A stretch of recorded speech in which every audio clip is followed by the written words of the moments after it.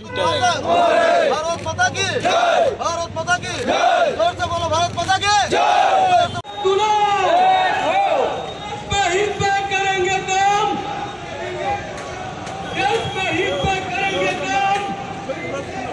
আজকে ভারতীয় private transport দুর্বল সঙ্গে মুক্তকে ভারত 11 দাবির ভিত্তিতে পরিবহন শ্রমিকদের জন্য শ্রমিক কল্যাণ বোর্ড গঠন করতে হবে।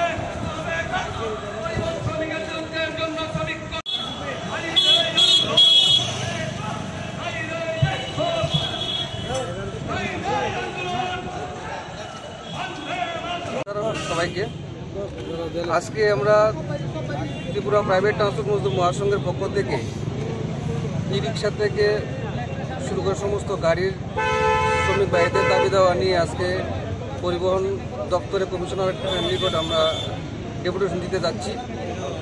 তো এর মধ্যে মুখ্য দাবি হলো আমাদের যে ট্রান্সপোর্ট যে শ্রমিক ভাইয়েরা আছে তাদের কল্যাণের স্বার্থে ট্রান্সপোর্ট শ্রমিক কল্যাণ বোর্ড গঠন করার জন্য আমাদের দাবি আছে যে অন্য রাজ্যে এই যে পার ডে 50 টাকার যে ফাইনগুলো করে ফিটনেসের ক্ষেত্রে এটা উঠিয়ে দেওয়া হয়েছে।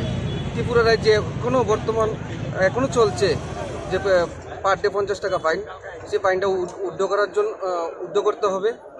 তারপরে দেখা যাচ্ছে কি এখন বর্তমানে আগরতলা শহরে বা বিভিন্ন জায়গাতে সমস্ত জায়গাতেই ইলেকট্রিক অটো চলে আসছে। আগে ছিল সিএনজি আর পেট্রোল, এখন ইলেকট্রিক অটো চলে আসছে।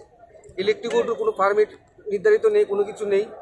না থাকাতে তারা অন্য গাড়িগুলো আমাদের বাস বলুন ম্যাক্স বলুন সবাইরই ক্ষতি হচ্ছে।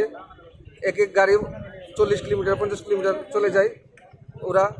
তারপরে ওদেরকে পারমিটের আওতায় আনতে হবে এবং যে গাড়িগুলো বিক্রি হয়েছে এই গাড়িগুলোকেও ইলেকট্রিক অটোগুলোকেও আপনার পারমিটের আওতায় আনতে হবে।